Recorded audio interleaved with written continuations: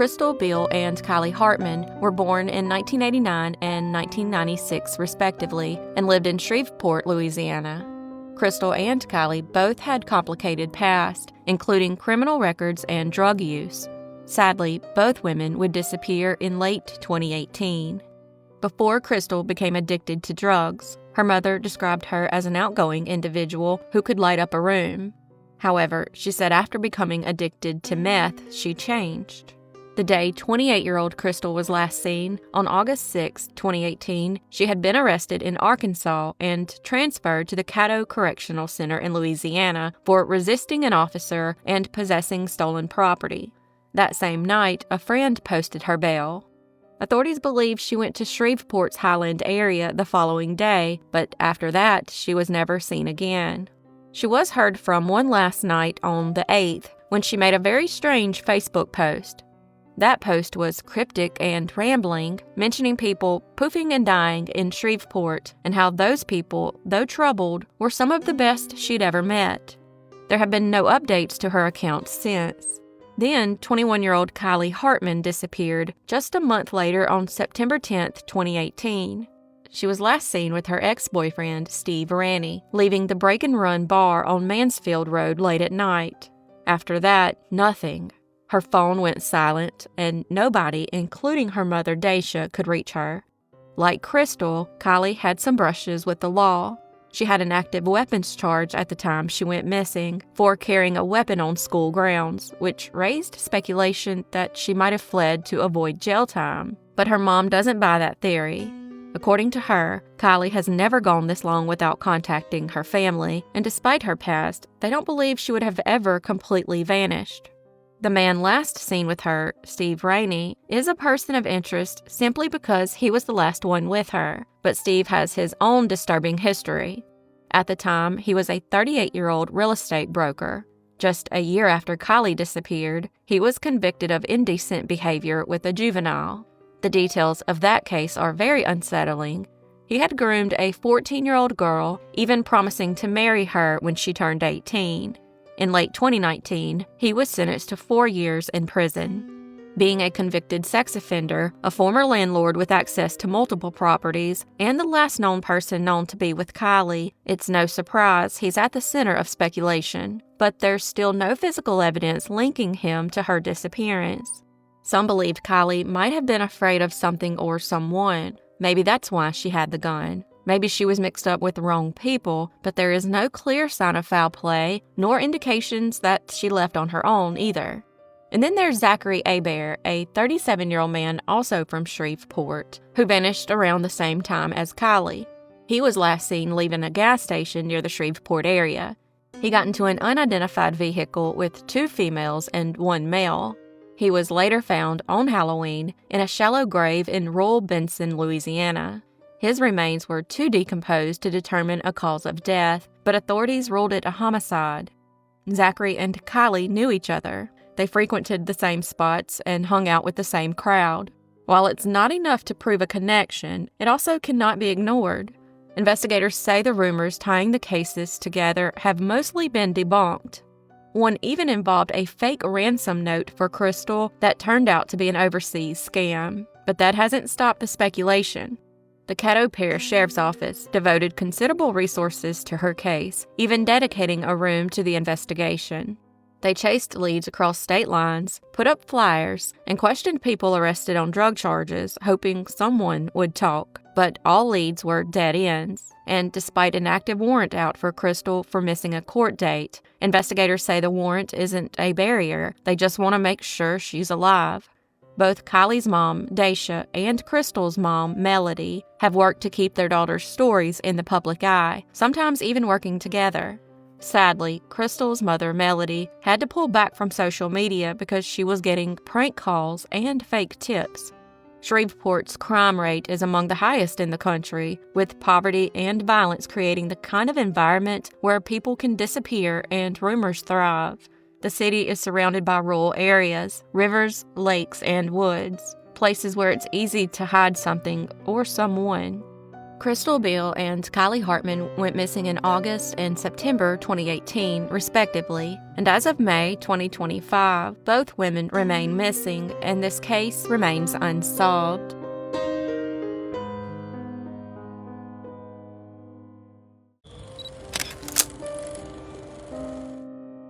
Esther Agnes Albert, who went by Aggie, was born on April 19, 1923, in Covington, Virginia, the youngest of 9 children, born to Frances and Namnum Albert, a first-generation Lebanese-American family. Her mother passed away when Aggie was just 2 years old, leaving her older sisters, Lily and Minnie, to help raise her.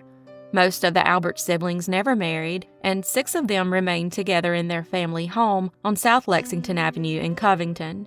The Alberts were known for their hospitality. Sunday meals were a local tradition, with guests always welcome and Lebanese food in abundance. The family was deeply rooted in their Catholic faith and highly respected within the community. Aggie was a proud graduate of Covington High School and worked as a chemist for the Meade Westvaco paper mill until retirement. Even in retirement, she remained an active and vibrant force in the community.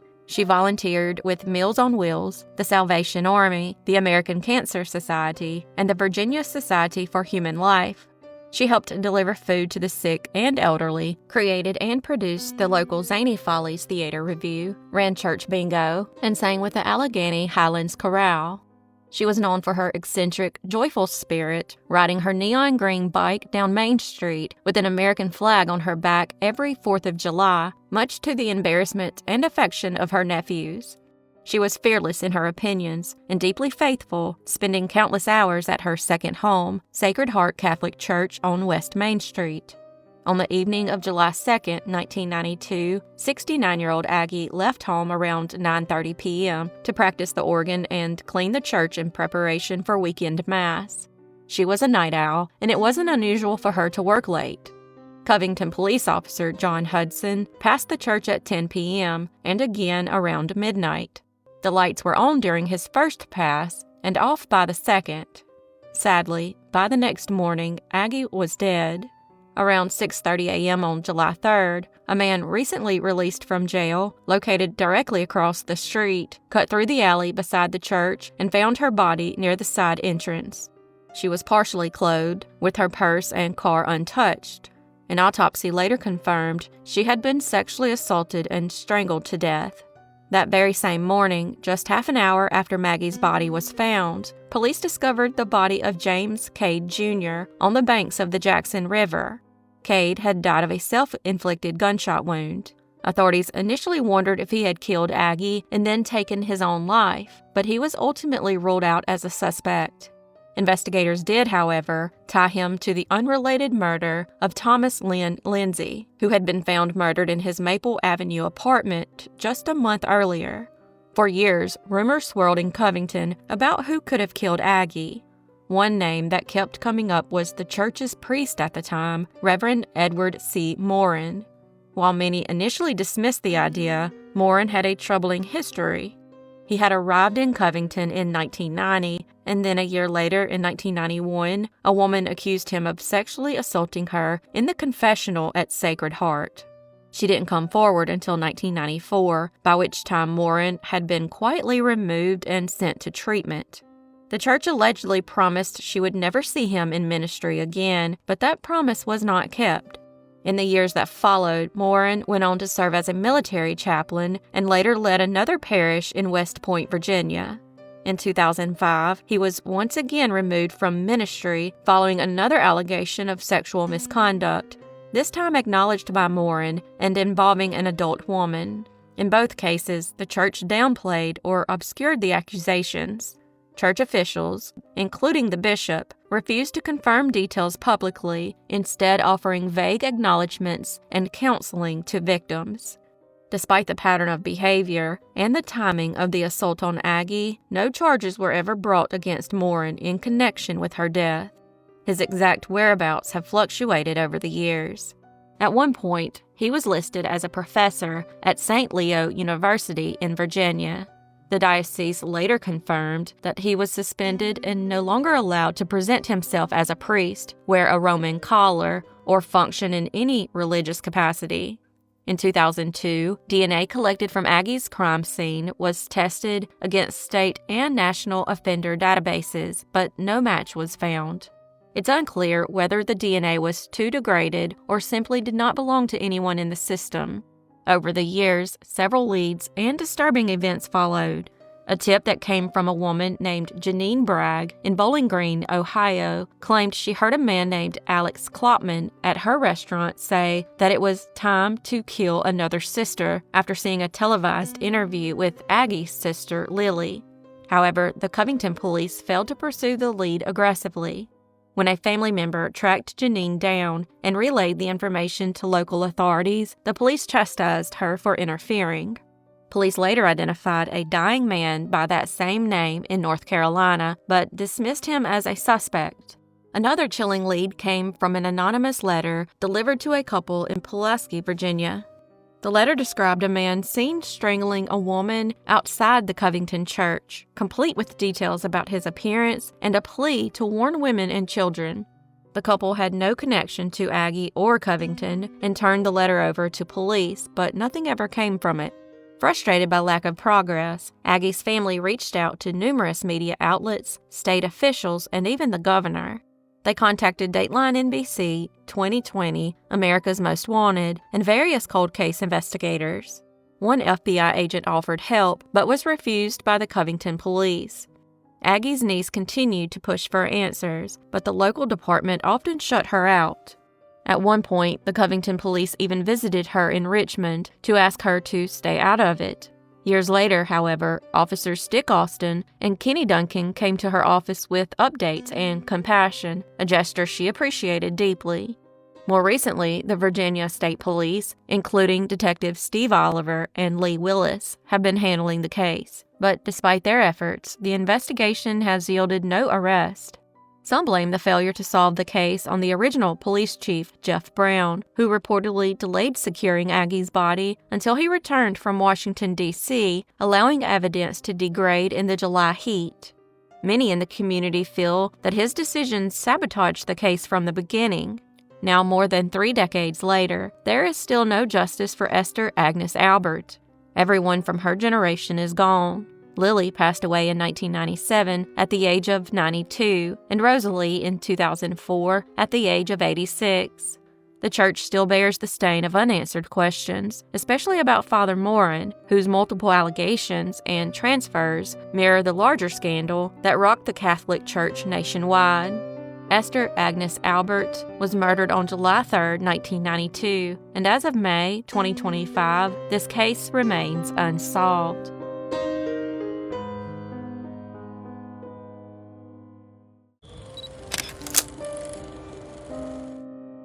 Jacob Searcy, who went by Jake, was born on May 17, 1988, to Sue and Robert. He grew up in Indiana, attending both Martinsville and Eminence high schools.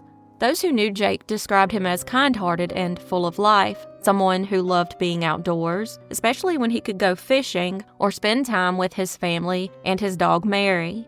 He had a passion for cars and was learning the skills to become a mechanic, something he took great pride in.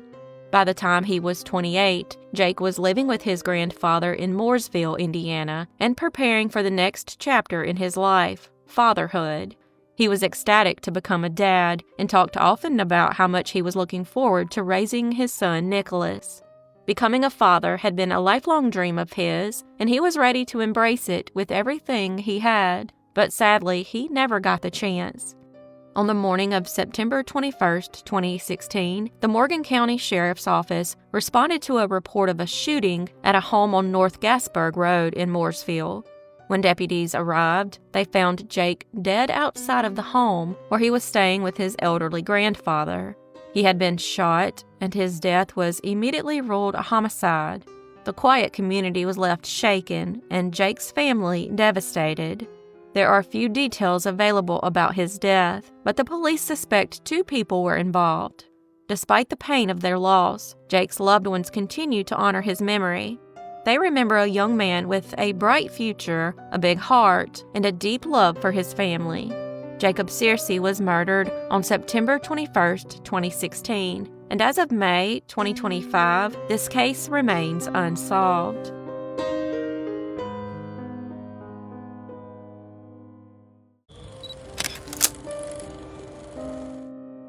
Michael James LaBarge was born on January 22, 1989, in Kansas City, Missouri, to parents Deborah and Ronald.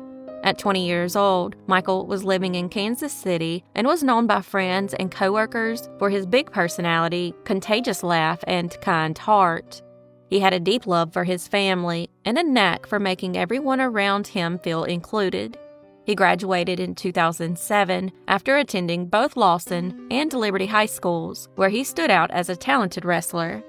Michael worked at Applebee's, where he was affectionately known as Big Money, thanks to his charm, humor, and the generous tips he regularly earned. On April 14, 2009, he had the day off and spent the afternoon visiting his brother and then picked up one of his best friends, Andrew.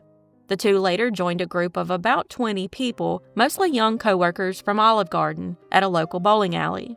Among this group was a 47-year-old man who also worked at Olive Garden as a bartender.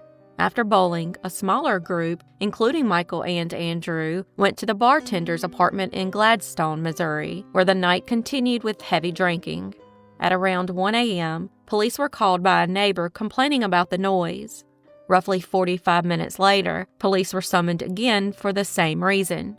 The group, which still included the same individuals, was warned again to keep the noise down. Shortly after the second visit, a fight broke out between Michael and a 21-year-old man. According to an eyewitness cited in the coroner's report, the 47-year-old bartender host reportedly placed Michael in a neck restraint during the scuffle and brought him to the ground. The witness said she saw Michael's face turn blue and realized he wasn't breathing. In a panic, she began hitting the man to get him to release Michael. Sadly, no one at the party called 911, and police only arrived for a third time because of the same neighbor. When officers arrived around 2:24 a.m., they found Michael unresponsive on the floor, with the bartender standing over him. Others in the apartment claimed they didn't know what had happened. One said the bartender had been outside grilling chicken, another said they'd been smoking a cigarette. Despite resuscitation efforts, Michael never regained consciousness. He was transported to the hospital, where he died 65 hours later. The cause of death was listed as strangulation and manner of death as homicide. Despite the circumstances, the case was presented to a Clay County grand jury, which returned a no true bill, meaning they did not believe there was enough evidence to indict anyone for a crime. The bartender was ultimately cited only for a city noise ordinance violation. With that, Michael's case was officially closed. In the years since, Michael's family has remained heartbroken and vocal in their pursuit of justice. A heartfelt message from a loved one expressed frustration at every level. The bartender who restrained Michael, the partygoers, none of whom called for help, the police who failed to intervene after multiple visits, and the prosecutor who they believed didn't present the evidence clearly to the grand jury. The note ends with a painful truth. Michael died at the hands of another. That person needs to be held accountable. Online speculation over the years has created confusion, with many people, including Michael's loved ones, being adamant that a man named Micah Lynn Wines was surely involved. While Wines is currently incarcerated for an unrelated 2015 murder, there is no evidence tying him to Michael's homicide. The rumors appear to have stemmed from secondhand accounts and social media posts, but no police report, witness statement, or investigative record has ever linked Wines to Michael's death, and as of May 2025, he has never been charged or named a suspect in the case.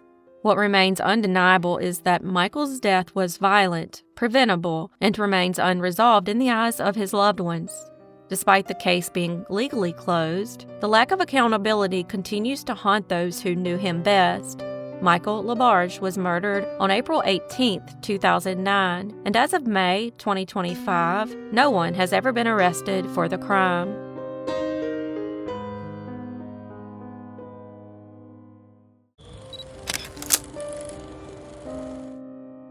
Penelope Marie Madanat, who went by Penny, was born on March 17, 1968.